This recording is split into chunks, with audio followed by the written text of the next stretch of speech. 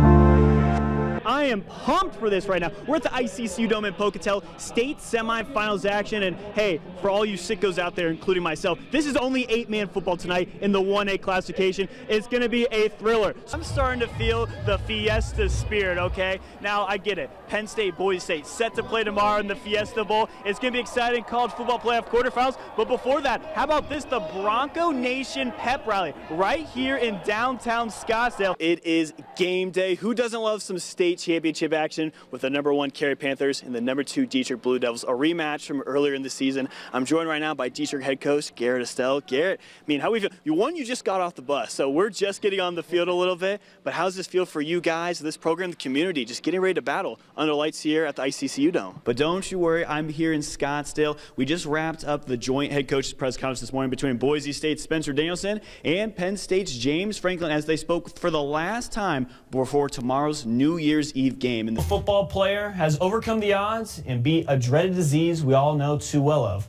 cancer. A special night unfolded at Kimberly High School last Friday, where senior Gunnar Stringham led a halftime event that combined football along with a powerful message of hope and giving back. Friday night's game was more than just football. Kimberly hosted Wood River, and at halftime, the crowd turned their attention to a heartfelt speech delivered by a specialist who held a special connection with Gunnar Stringham. It's just people like this that live amazing. Everybody comes with a story, you know, and everybody lives a story afterwards.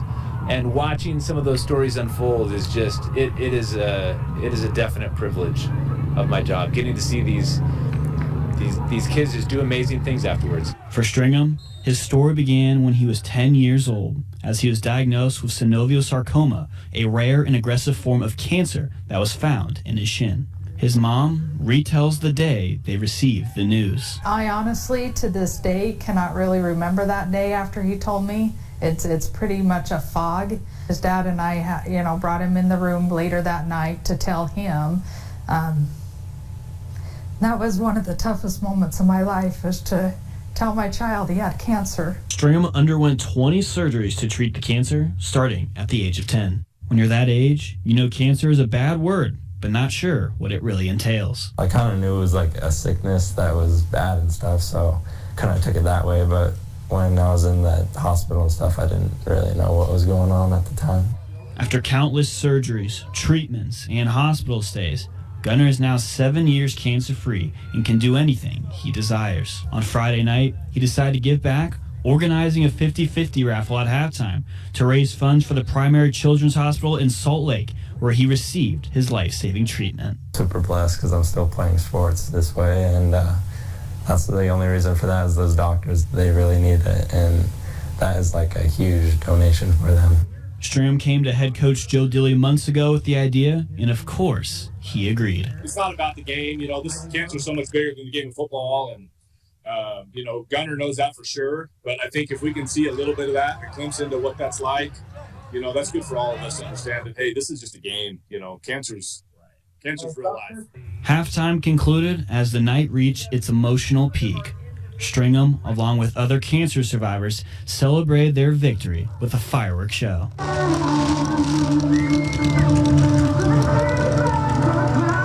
His journey has been one of incredible strength and resilience. By turning his personal battle into a message of hope, he's ensuring that others fighting cancer know they're not alone. A truly inspiring story from Gunnar and the Kimberly community, raising and donating over $2,400. Definitely an interesting night here at CSI for their annual basketball bash. I'm joined by Walker Timmy and Caleb Poirier. And yes, I'm wearing a Cowboys jersey. My Cleveland Browns unfortunately lost to Walker's Cowboys. We made a bet the loser had to wear the other team's jersey. We didn't agree to wear this tonight. I kind of got forced into this. Walker, anything you want to say on that? How about them Cowboys? All right, enough of that.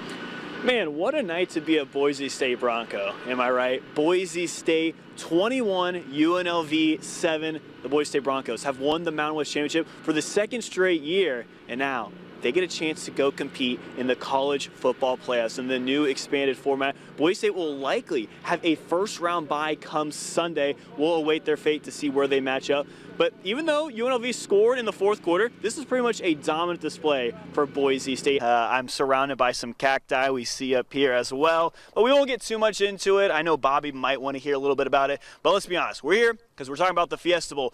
Because at the end of the day, that's what really matters. It's about accomplishing, winning the Mountain West Championship and winning your bowl game, and I know Spencer Danielson wants to do it for that senior class. See how this goes. I watched this summer. You did great. Thank you. It was not that great.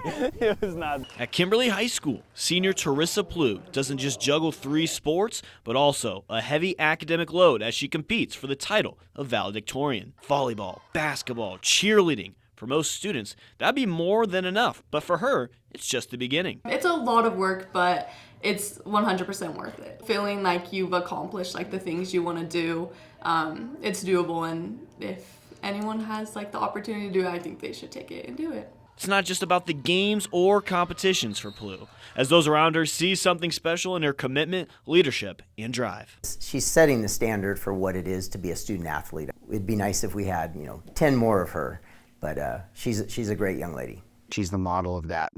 And she works hard in the classroom. She works hard on the basketball court, on the cheer mat, and then also on the volleyball court. So she does a phenomenal job. Through all the games, practices, and assignments, she has remained focused on her goals. Her ability to push herself both academically and athletically is a testament to her hard work and determination. Even like in like middle school and stuff, I was just a straight A student. It's just how it was. And so like when I went into high school, I just like knew I was like, if I've done it this far so far, like I can do it for 4 more years. With hardly any free time, others applaud her drive to be successful. She has a motor, and that's what it takes. She just goes and goes and goes. And to be honest with you, sometimes I don't know how she does it. In just a few months, she'll graduate with honors. And though her future is still unfolding, she's already made her mark at Kimberly High School and is excited for the future. I want to major in English. I've wanted to be a lawyer for a long time, so I think I'm going to go to law school after. And when I get to that point, if I'm not like super wanting to go to law school, I think I want to be a professor. And we'll have full post-game coverage as the fans are getting excited in the background. We love to hear it. Reporting from Glendale, Arizona, Kole Emplit, KVT Sports.